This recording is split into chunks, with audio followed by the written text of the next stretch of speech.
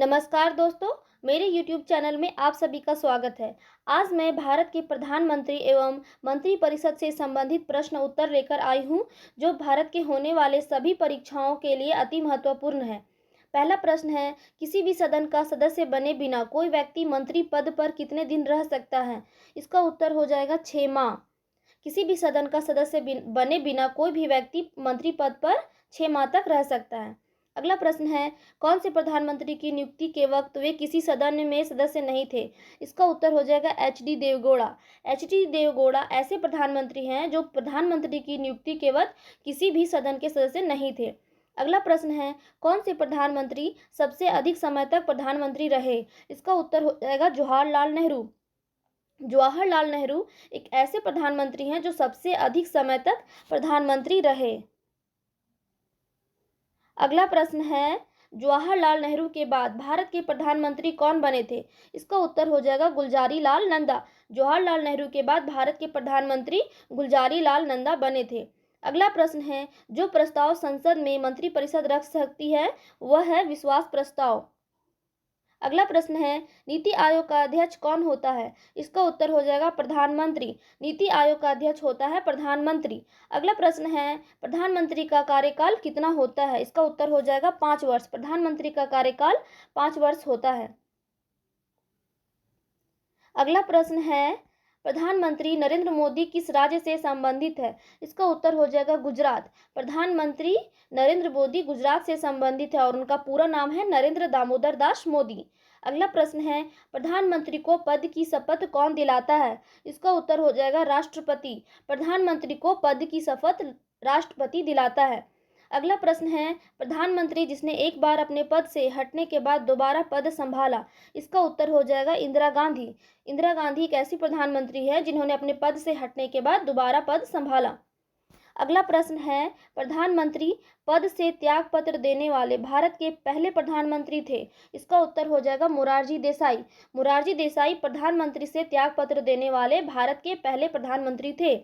अगला प्रश्न है, प्रधानमंत्री बनने के लिए न्यूनतम आयु कितनी होती है? इसका उत्तर हो जाएगा 25 वर्ष।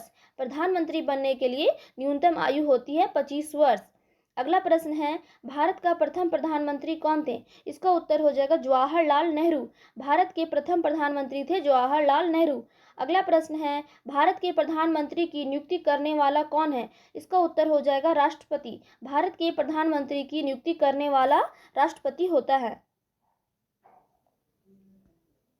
अगला प्रश्न है, भारत के मंत्रिपरिषद में अधिक सदस्य लिए जाते हैं? इसका उत्तर हो जाएगा लोकसभा से।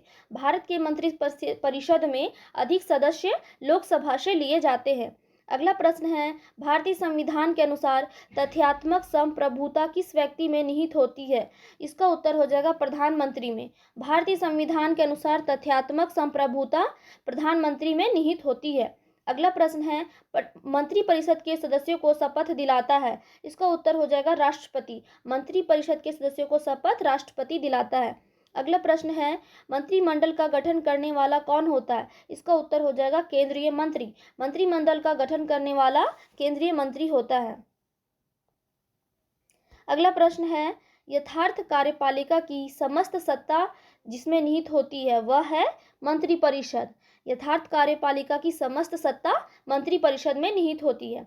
अगला प्रश्न है, योजना आयोग का अध्यक्ष कौन व्यक्ति होता है? इसका उत्तर हो जाएगा प्रधानमंत्री।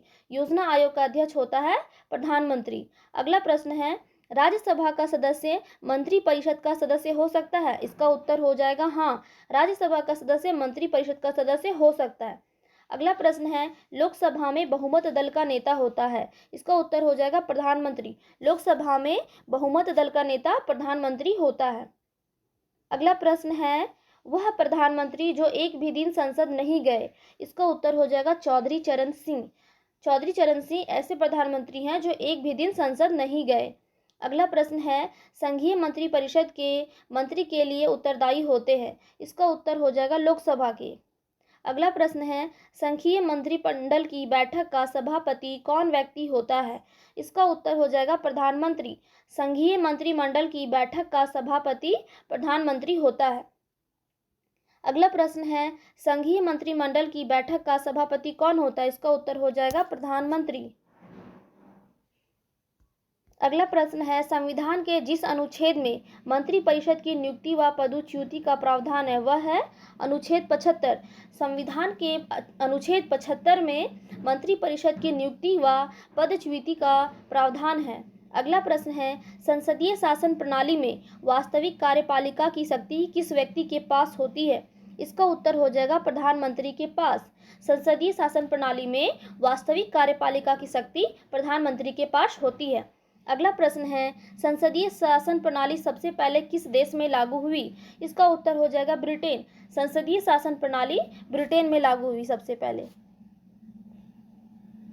अगला प्रश्न है, सबसे अधिक समय तक प्रधानमंत्री रहने वाले व्यक्ति? इसका उत्तर हो जाएगा जवाहरलाल नेहरू। अगला प्रश्न है, सबसे कम आयु में प्रधानमंत्री कौन बने? इसका उत्तर हो जाएगा राजीव गांधी। राजीव गांधी एकमात्र ऐसे प्रधानमंत्री हैं जो सबसे कम आयु में भारत के प्रधानमंत्री बने।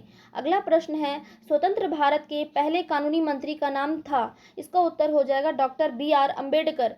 स्वतंत्र भारत के पहले कानून मंत्री का नाम था BR अम्बेडकर। अगला प्रश्न है, स्वतंत्र भारत के पहले प्रतिरक्षा मंत्री कौन थे? इसका उत्तर हो जाएगा सरदार पटेल। स्वतंत्र भारत के पहले प्रतिरक्षा मंत्री थे सरदार पटेल।